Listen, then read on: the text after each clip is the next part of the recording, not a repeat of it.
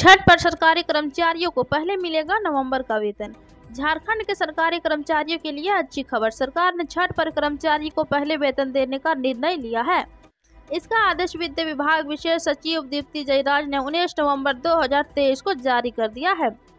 जारी आदेश में कहा गया है कि छठ पूजा के आलोक में राज्य सरकार द्वारा निर्णय लिया गया है। माह नवंबर 2023 के मासिक वेतन का भुगतान 19 नवंबर 2023 से किया जाए।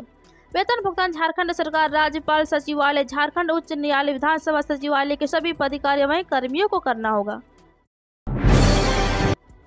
रश्मिका मंदाना की डीप फेक वीडियो के बाद आया पीएम मोदी का रिएक्शन। एआई का गलत इस्तेमाल।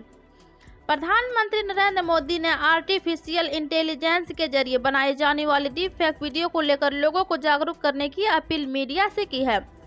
दिल्ली के भाजपा मुख्यालय में दिवाली मिलन समारोह के दौरान मीडिया से बातचीत में पीएम मोदी ने दिवाली के दीप और डीप फेक के दीप को एक दूसरे से जोड़ते हुए कहा कि मीडिया की इस संकट के बारे में लोगों को शिक्षित करना चाहिए। इसके साथ ही उन्होंने लोक आस्था की महापर्व छठ पूजा को राष्ट्र पर्व कहा है। सीएम शिवराज सिंह ने किया पोलिंग बूथ का दौरा, कहा जनता करेगी किस्मत का फैसला।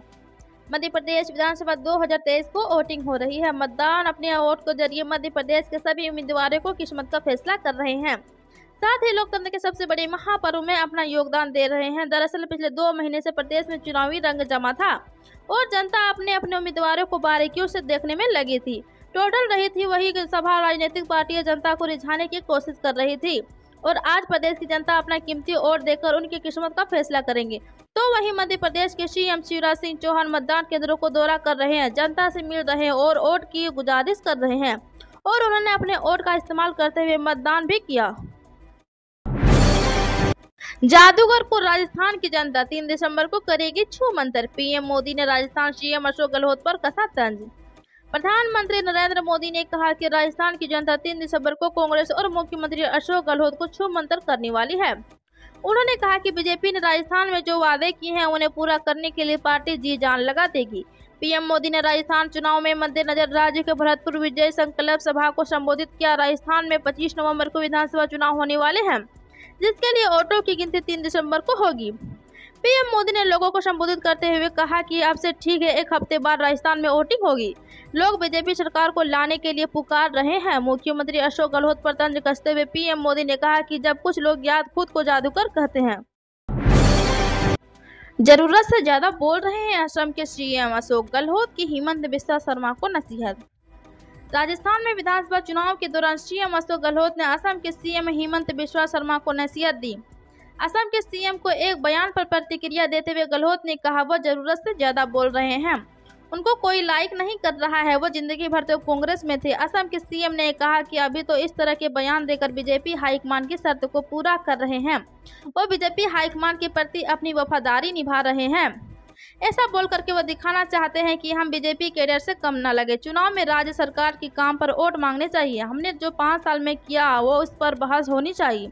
राजस्थान में लोग बीजेपी पर हंस रहे हैं, बीजेपी के बाहर के नेता आकर अलग से बात करते हैं। जम्मू कश्मीर के कुलगाम में लश्कर-ए-तैयबा के 5 आतंकवादी ढेर पुलिस ने बताया खात्मा करने का प्लान। जम्मू कश्मीर के कुलगाम जिले में हुई मुठभेड़ में लश्कर-ए-तैयबा के 5 आतंकवादी मारे गए हैं। कुलगाम पुलिस ने यह जानकारी देते हुए कहा कि हमने सेना के साथ मिलकर अभियान चलाया था। कुलगाम पुलिस ने कहा कि जानकारी मिलने के बाद सुरक्षा बलों ने कुलगाम के नेहामा गांव में घेराबंदी पर तलाशी अभियान शुरू किया था। इस दौरान ही 5 आतंकवादियों को ढेर किया गया है। इनका पहचान समीर अहमद शेख, यासिर बिलाल भट्ट, दानिश अहमद ठोकर, अंजुल्ला याकूब शाह और उबैद अहमद पेडर के रूप में हुई है। कांगेर वैली नेशनल पार्क के रेंजर और डिप्टी रेंजर पर लगा भ्रष्टाचार का आरोप, जाने पूरा मामला। बस्तर जिले में मौजूद कांगेर वैली नेशनल पार्क में वन विभाग के अधिकारियों द्वारा भारी भ्रष्टाचार करने का मामला सामने आया है। इस मामले में ग्रामीणों ने कोलिंग वन परिक्षेत्र के अधिकारी और सहायक अधिकारी के साथ ही बीट गार्ड से प्रशासन के लाखों रुपए गबन करके आरोप लगाया है। बताया जा रहा है कि नेशनल पार्क के केलिंग वन परिक्षेत्र के काचिर रास, मुंडागढ़ और कोलिंग गांव के रहने वाले ग्रामीणों के बैंक खाते में नेशनल पार्क के अधिकारियों ने बिना कोई कार्य किए ही ऑनलाइन भुगतान किया, जिसके बाद विभाग के अधिकारी और कर्मचारी खुद उन तक पहुंचे और उन्हें अपनी गाड़ी में बिठाकर बैंक ले गए और उनके खाते से पैसे निकलवाकर खुद बंदर बांट कर लिया। झारखंड में भीषण सड़क हादसा, बारात से लौट रही कार पेड़ से टकराई, 2 बच्चे सहित 5 की मौत।